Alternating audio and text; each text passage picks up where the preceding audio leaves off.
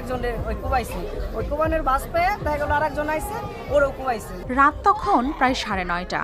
চারদিকে নীরবতার মাঝে হঠাৎই চিৎকার, দৌড়ঝাঁপ আর কিছুক্ষণের মধ্যেই নিজের দাদি, ফুপু, তারপর প্রতিবেশী একে একে 3 জনকে কুপিয়ে হত্যা।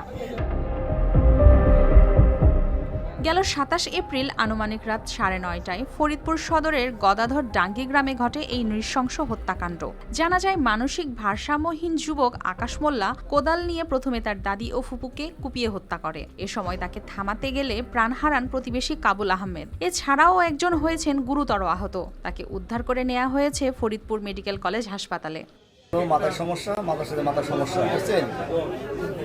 এমনি পড়াশোনা খুব ভালো, ব্রেন ভালো, কিন্তু মাথায় সমস্যা। কোন সময় কি কাজ করে বলা কাদা নাকি।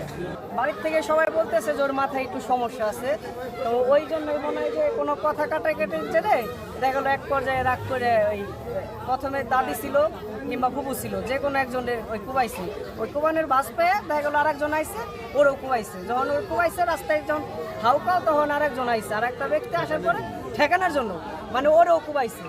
ঘটনার পর থেকেই অভিযুক্ত রয়েছে পলাতক। শান্ত স্বাভাবিক গ্রামটিতে বিরাজ করছে থমথমে পরিবেশ, নেমে এসেছে শোকের ছায়া। অভিযুক্তকে গ্রেপ্তারের অভিযান চলছে। দ্রুত তাকে আইনের আওতায় এনে দৃষ্টান্তমূলক শাস্তি নিশ্চিত করা হবে, জানিয়েছে পুলিশ। মানসিক বেকারগ্রস্ত যে ওই আকাশকে গ্রেপ্তারের জন্য আমাদের অভিযান অব্যাহত আছে।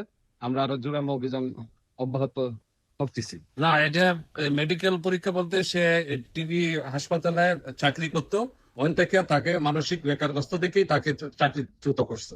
আর এলাকার লোকজনও বলতেছে সে মানসিক বেকারগ্রস্ত। এদিকে এমন নির্মম ঘটনায় হতবাক এলাকাবাসী।